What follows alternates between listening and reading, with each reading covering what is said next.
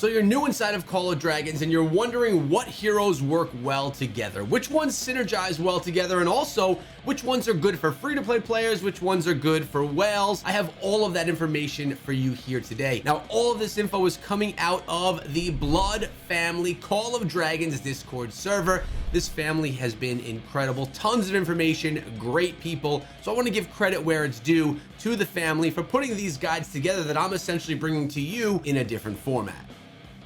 Twilight's the person who actually put these together themselves, so many thanks to Twilight. First up is Lilia and Waldir. This is not a free-to-play friendly commander combination. You're gonna have to spend if you want to be part of this. It's a powerful area of effect damage dealer. It can be used in big battles in the front line. Huge damage dealer of skill damage, and of course very hard for people to counter. But again, if you're free to play, this is a little bit more difficult to build up. Kiara and Gwanwyn. This is a powerful single target damage dealer. This is good for countering mages and offers a debuff of the enemies, and this can be used for big battles in the front line. But of course it has a weakness, and that's against the glass cannon cavalry. Next up, we have Nico and Craig. Here we have a powerful single target damage dealer, great behemoth hunter as well. They put out a ton of skill damage, and on top of that, the enemies are gonna take more damage from this combination because they have a hero defense break skill. Unfortunately, they are weak against cavalry. Next, we have Madeline and Nika. These two are a tanky march with huge counterattack damage. They can be used for both a garrison or a rally, and they can sustain a huge burst of damage. They can be set up as the main interior of the battle. And again, not ideal for free-to-play players. Now, it's worth noting, guys, I am no expert on these heroes yet. I'm learning as we go. The game is just launched.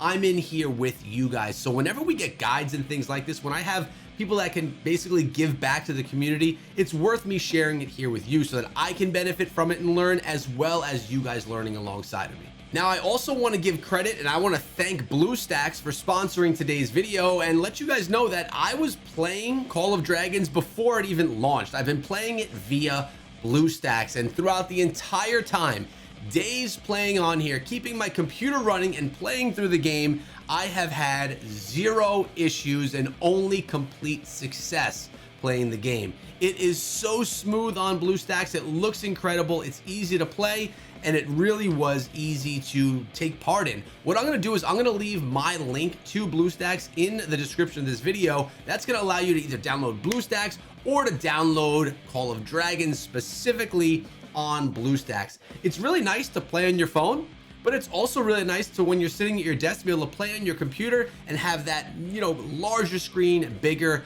better experience, in my opinion. I mean, just take a look at how good and how much better everything looks when you're actually playing it on the big screen on BlueStacks. I personally love it. So my plan is to play on both mobile and BlueStacks combined. As I mentioned, my link is in the description of this video, so you can download it, and that directly supports my channel as well. So thank you guys. Next up, we have Bakshi and Emrys, a good chase flanking march. So this one could be a lot of fun. They have a good amount of sustain, and they can be used for rallies. Can easily win 1v1 fights as well. They're not good though for those large scale battles. So next we're going to be looking at some support marches. These are great for the late game. They can offer some debuff for the enemies, and it's just a good march that you're going to need a little bit later on in your gameplay inside of Call of Dragons. First, we have Alwyn and Thea. This is going to offer a debuff and offer a shield. Next, we have Alwyn and Pan. They are going to offer damage dealt increase as well as healing. I personally absolutely love healing inside of the game. It lets you stay out in the battlefield longer, and it, in my opinion, gives you an advantage. Next, we have Velen and Waldir, which offer area of effect, slow effect damage, also magic defense break.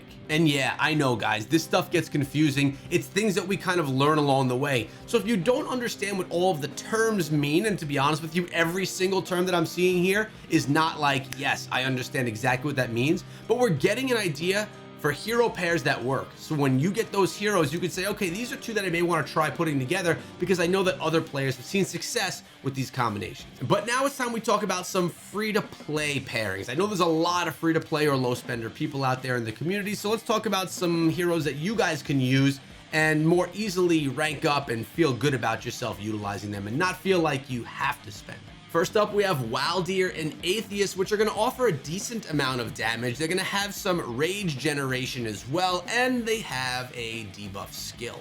Next up is Gwen and Nico, which offers some really good normal attack damage, a huge counter attack, as well as good behemoth hunters. So when you're going out for those behemoths, this is the combo that you're going to want to use specifically if you're free to play. Madeline and Eliana. Now you're going to want to rank up Madeline to a 5-1-1-1 situation. This is a very tanky combination, good amount of counter attack, and they both have healing and shield.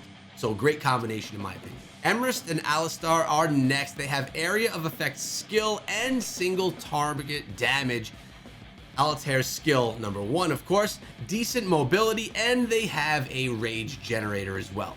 But for all you whales out there, you know we got to put together some heavy like pay to win marches for you guys as well.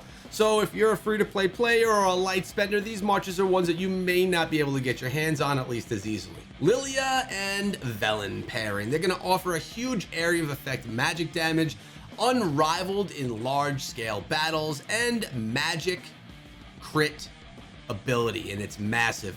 Now, everyone says that Lilia is probably the best hero that you can get inside of the game. Madeline and Nika are up next. They're very tanky. They have a huge counterattack damage, and they can be used for rallies as well as garrisons. Nico and Kanara, they offer a debuff. They have great single target constant damage, and they're also a great behemoth hunting pair.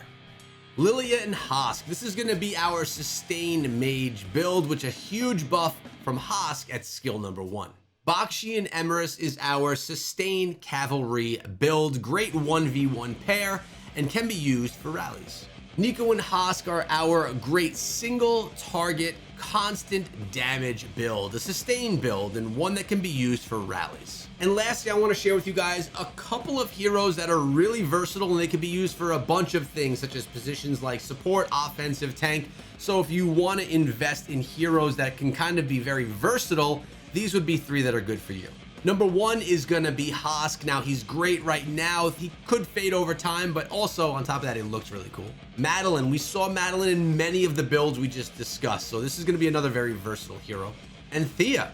Thea, I love this one. Not only what we hear about her, but also how she looks. Really great hero that is, again, very versatile. Now, again, as I mentioned, I am still learning and loving Call of Dragons. I've been playing it on BlueStacks exclusively, and if you guys want to join me, you can do that through my link in the description of this video. I also want to thank so much the Blood family in its entirety for their support in my content with the entire Call of Dragons community, and I really look forward to continuing my grind inside of Call of Dragons with this Alliance family, and I'm really excited to watch us smash the kingdom in the future. Did I just take a word out of Chisgul's book, Smash the Kingdom? I think I did. That's his thing, not mine. We're just gonna have some fun and enjoy Call of Dragons. Make sure you subscribe so you don't miss out on tomorrow's video.